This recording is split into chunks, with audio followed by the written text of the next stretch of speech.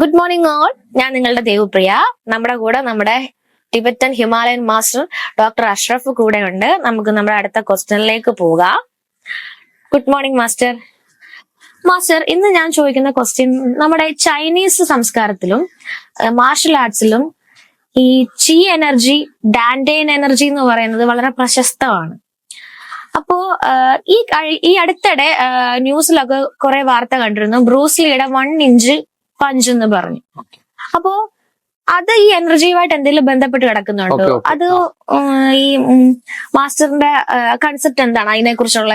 Okay, ചി energy, ഡാൻഡെയിൻ energy Chinese സംസ്കാരത്തിൽ. അപ്പൊ ഈ ചി എനർജി എന്നുള്ളത് ഇന്ന ആ വ്യക്തികളുടെ ഇല്ല, അത് ഓരോ സംസ്കാരത്തിലും കയറി കൂടിയിട്ടുണ്ട്.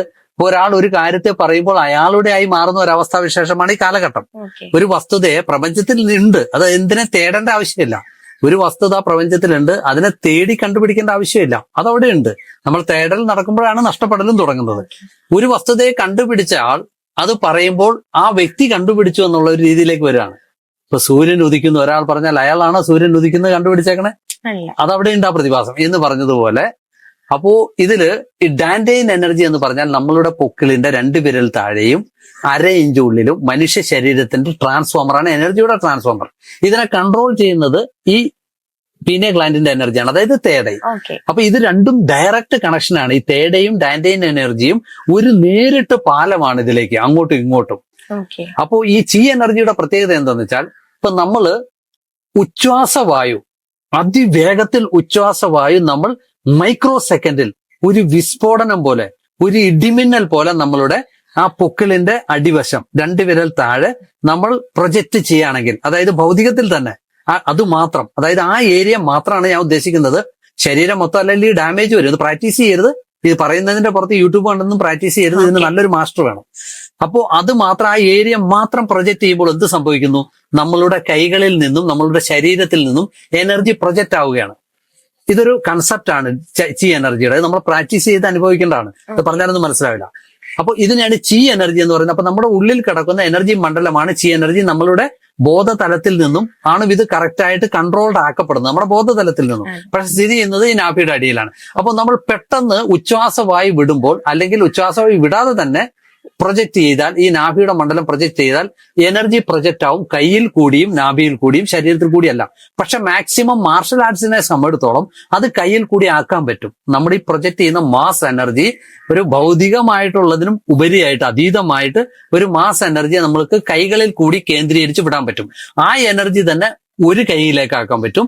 അതേ മാസ് എനർജിയെ, അൺലിമിറ്റഡ് എനർജിയെ ഒരു വിരലിലേക്ക് ആക്കാൻ പറ്റും. അങ്ങനെ ആക്കുമ്പോൾ എന്ത് പറ്റും? ജസ്റ്റ് ഒരു പുഷ്, ഒരാൾ അടുത്ത് നിൽക്കുന്നു, 1 ഇഞ്ച് ദൂരത്ത് നിന്ന് നമ്മൾ വെറുതെ ഒരു 6 അടിയുള്ള ഒരു പൊക്കമുള്ള ഒരാളെ വെറുതെ തല്ലേ നീങ്ങില്ലല്ലോ. വെറുതെ ഒരു മനുഷ്യൻ ചെന്ന് ഒരു വിരലും കൊണ്ട് തല്ലേ നീങ്ങില്ല. പക്ഷെ ഒരു ഫോഴ്സ് ഉപയോഗിച്ചാലും ഒരു പരിധി വരെ നീങ്ങുള്ളൂ. നമ്മൾ കൈകൊണ്ട് ഒരു പരിധി വരെ ഒരു ഫോഴ്സ് ഉപയോഗിച്ച് ഒരു തള്ളൽ കൊടുത്ത് ഒരു പരിധി വരെ പോകുള്ളൂ. ഒരു ചെറിയൊരു മനുഷ്യൻ 6 അടി പൊക്കമുള്ള ഒരാളെ തള്ളിയാലും ഒരു പരിധി വരെ പോകുള്ളൂ. പക്ഷെ ഇവിടെ നമ്മൾ ഭൗതികത്തിന് പകരം ഈ തള്ളലും കൂടിയാണ്, ഈ ഭൗതികത്തിലുള്ള ഒരു പുഷിങ്, ഒരു ഇടി, ഒരു പ്രഹരം കൊടുക്കലും കൂടിയാണ് 5-10%. ബാക്കി 90% ഈ പറഞ്ഞ ചി എനർജി കൂടി കയ്യിൽ കൂടി വിടുകയാണ്. ക്ലിയർ ആയല്ലോ? അപ്പൊ അതായത് നമ്മൾ ഒരാളെ തള്ളുന്നു, 5% ഭൗതിക പവർ ഉപയോഗിച്ചു, നമ്മളെ കൊണ്ട് ആവുന്ന അത്രേ. കാരണം ഇതൊരു വലിയ മനുഷ്യനാന്ന് സങ്കല്പിക്കുക. അപ്പൊ നീങ്ങുന്നില്ല. നല്ല ആരോഗ്യവും തടിയും ഒക്കെ ഉള്ള ഒരു മനുഷ്യൻ, ഒരു 200 കിലോ ഉള്ള ഒരു മനുഷ്യൻ, ഒരു 60 കിലോ ഉള്ള ഒരാള് തള്ളി നീക്കാൻ നോക്കുകയാണ്. ഇപ്പൊ ഒരു 5% വെച്ച് ഒരു തള്ളു കൊടുത്ത് ഒരു പരിധി വരെ വിട്ടേ പോവുള്ളൂ, ചിലപ്പോൾ അനങ്ങിയില്ലാന്ന് വരും. പക്ഷെ ഇവിടെ 90% ഈ പുഷിങ്, അതായത് പുഷിങ് വരുമ്പോൾ എന്ത് പറ്റും? നാഭി പുറത്തേക്കുള്ള ആ പ്രൊജക്ഷനിലേക്ക് വരും. റിവേഴ്സ് ഡാൻഡെയിൻ എന്നാണ് ഇതിനെ പറയുന്നത്. റിവേഴ്സ്, വിപരീത ശ്വസനക്രിയ വിപരീതമായിട്ടാണ് ഇവിടെ നടക്കുന്നത്. വരുമ്പോൾ തന്നെ ഈ ചി എനർജി മാസ് ആയിട്ട് കയ്യിൽ നിന്ന് റിലീസ് ആവും. അപ്പൊ ഇങ്ങനെയുള്ളവരത് പഠിച്ചിട്ടുണ്ട്. ഒരു കയ്യിലേക്ക് ആക്കാൻ പറ്റും നമുക്ക്. ആ വിരലുകളിലോ ഒരു കയ്യിൽ കൂടിയോ അതിന് ദൂരെ പിടിക്കണമെന്നില്ല. ഒരു 1 ഇഞ്ച് ദൂരെ പിടിച്ചാൽ മതി. ഒരു പുഷിങ്, ആ പുഷിങ്ങോടുകൂടി ഡാൻഡെയിൻ എനർജിയും ഭൗതിക ശക്തിയും ഒരേ രീതിയിൽ പ്രഹരമേൽപ്പിക്കുന്നു. ഇടിമിന്നൽ രൂപത്തിൽ ആൾ തെറിച്ചു പോകുന്നു. ഇതായിരുന്നു വരെ കൺസെപ്റ്റ്. അത് കറക്റ്റായിട്ട് ബ്രൂസ്ലി പഠിച്ചിരുന്നു. ബ്രൂസ്ലിയുടെ ഹിസ്റ്ററി കംപ്ലീറ്റ് കീറി മുറിച്ചാൽ ബ്രൂസ്ലി എനർജിയെ പറ്റി നന്നായിട്ട് നോളജ് ഉണ്ടായിരുന്നു. പഴയകാല ബ്രൂസ്ലിയുടെ ടൈമിലെ ഒരു വീഡിയോയും അതിന് പ്രൂവ് ആണ്. എനർജിയിൽ നന്നായിട്ട് ഗ്രാഹ്യമുള്ള ആളായിരുന്നു. അതിന്റെ കൂടെ തന്നെ അദ്ദേഹം ഇത് നിരന്തരമായി പ്രാക്ടീസും ചെയ്തു. അപ്പൊ പ്രാക്ടീസ് ആണ് അദ്ദേഹത്തെ ഇത്രയും പ്രശസ്തനാക്കി മാറ്റിയത്, നിരന്തരമായ പ്രാക്ടീസ്. അപ്പൊ പ്രാക്ടീസ് കൊണ്ട് എന്തും സാധ്യമാണ്. അപ്പൊ ഈ ചി എനർജിയെ ഉപയോഗിച്ച് നമുക്ക് എന്തും ചെയ്യാം. ഒരു പ്രഹരം കൊടുത്താൽ അവിടെ വളരെയധികം ഡാമേജ് അല്ലെങ്കിൽ പ്രഹരശേഷിയായിരിക്കും കാണിക്കുക. ഒരു മനുഷ്യനെ ആയാലും എന്തിനായാലും നമ്മൾ പ്രഹരശേഷി കാണിച്ചിട്ടുണ്ടെങ്കിൽ വലിയൊരു ഡാമേജ് ആയിരിക്കും അവിടെ വരിക.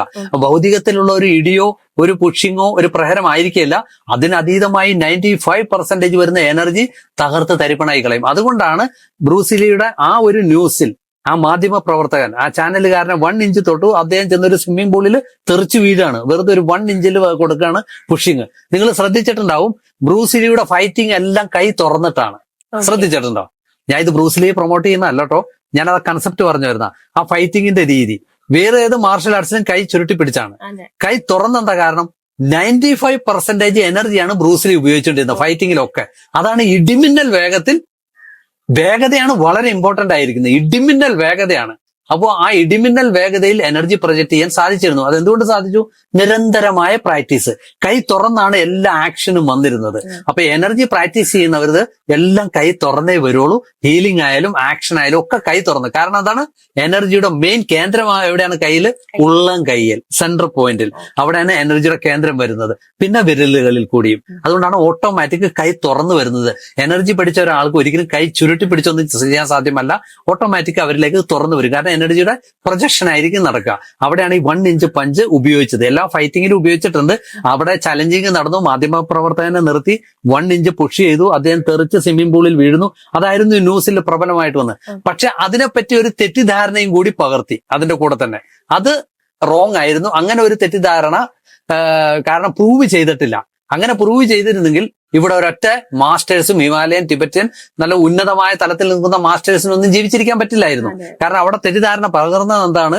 ചി എനർജിയെ, അതായത് അമിതമായി ചി എനർജിയെ, ഡാൻഡൈൻ എനർജിയാണ് ഞാൻ ഇവിടെ ഉദ്ദേശിക്കുന്നത്, പൊക്കിളിന്റെ താഴെയുള്ള എനർജിയെ വീണ്ടും വീണ്ടും അത്ഭുതങ്ങൾ കാണിക്കാൻ ഉപയോഗിച്ചാൽ അത് ബ്രൂസിലിയുടെ കുറെ ശത്രുക്കളാണെന്ന് പറയപ്പെടുന്നുണ്ട്. അത് ആരെന്നാന്ന് അറിയില്ല. കൗണ്ടർ ചെയ്ത് ഉപയോഗിച്ചാൽ ആൾക്ക് ആയുസ് കുറയും, പിന്നെ ഈ ഭൂമിയിൽ ജീവിച്ചിരിക്കില്ല എന്ന് പറഞ്ഞ കുറെ ആൾക്കാരുണ്ട്. അത് കൺസെപ്റ്റ് റോങ് ആയിരുന്നു, തെളിയിക്കാൻ പറ്റിയിട്ടില്ല. ഡാൻഡൈൻ എനർജി എല്ലാ ശാസ്ത്രങ്ങളിലും വന്നേക്കണാണ്. അത് പല രീതിയിൽ നമുക്ക് ഉപയോഗിക്കാം. വീണ്ടും വീണ്ടും ശ്വാസം വിട്ടിട്ട്, അതായത് ആ ഒരു രീതിയിലൊക്കെ നമുക്ക് അതിനെ ബ്രീത്തിനെ പ്രയോഗിച്ച് ഫയർ ഓഫ് ബ്രീത്ത് ഒക്കെ ആക്കി മാറ്റാം. അപ്പോൾ ആ എനർജി അങ്ങനെയാണ് അത് പ്രൊജക്റ്റ് ആവുന്നത്. അപ്പോൾ മനുഷ്യ ശരീരത്തിന്റെ പ്രത്യേകത എന്താണ്? ഉച്ഛ്വാസവായു പോകുമ്പോൾ എനർജി റിലീസ് ആവുന്നു ഡാൻഡൈനിൽ നിന്ന്. അത് പെട്ടെന്ന് സ്പീഡിലാവുമ്പോൾ ഒരു മാസ് എനർജി കയ്യിൽ നിന്ന് റിലീസ് ആവും. നമ്മൾ സങ്കല്പശക്തി കൊടുത്ത് കൈക്ക് ചുറ്റും എനർജിയുടെ ഒരു വലയം സൃഷ്ടിച്ചു. അതിനെ റിലീസ് ആക്കാൻ പഠിക്കണം. അതിനെങ്ങനെയാണ്? ഈ ഉച്ഛ്വാസവായിൽ കൂടി നമുക്ക് സാധ്യമാണ്. പക്ഷെ ഇതെല്ലാം തന്നെ സ്വയം പ്രാക്ടീസ് ചെയ്യരുത്. യൂട്യൂബ് കണ്ട് വൻ അപകടം വരുത്തി വെക്കും. കാരണം എനർജി ശരീരത്തിൽ ഔട്ട് ഓഫ് കൺട്രോൾ ആയി തീരും, നിയന്ത്രിക്കാൻ പറ്റാതെ വരും. അതുകൊണ്ട് പവർഫുൾ ആയിട്ടുള്ള അനുഭവത്തിന്റെ പാതയിൽ കൂടി പോയേക്കണ ഒരു എനർജി മാസ്റ്റർ, എനർജിയെ കൈകാര്യം ചെയ്യുന്ന മാസ്റ്റർ ആവശ്യമാണ്. തെളിയിച്ച് നന്നായിട്ട് അനുഭവിച്ച ഒരു മാസ്റ്റർ ആവശ്യമാണ്. അല്ലെങ്കിൽ യൂട്യൂബ് കണ്ട് അത്ഭുതം നടത്താൻ വേണ്ടി ചെയ്തിട്ടുണ്ടെങ്കിൽ അത്ഭുതം നടക്കും, അവസാനം ഔട്ട് ഓഫ് കൺട്രോൾ ആവും. എന്ത് ചെയ്യണമെന്ന് നമ്മൾ അറിയാതെ കിടന്ന്, അതായത് സ്റ്റിയറിംഗ് നഷ്ടപ്പെട്ട വണ്ടി പോലെയായിരിക്കും. അങ്ങനെ തീരും. ഓക്കെ, ശരി. അപ്പം ഈ ബ്രൂസ്ലിയുടെ 1 ഇഞ്ച് പഞ്ച് എന്താണെന്നുള്ളത് ഇപ്പൊ നമ്മുടെ മാസ്റ്റർ പറഞ്ഞപ്പോൾ എല്ലാവർക്കും ഏകദേശം മനസ്സിലായെന്ന് വിചാരിക്കുന്നു. അപ്പൊ മാസ്റ്ററിന് ഒരുപാട് താങ്ക്സ് നമ്മളോടൊപ്പം ചെലവഴിച്ചു.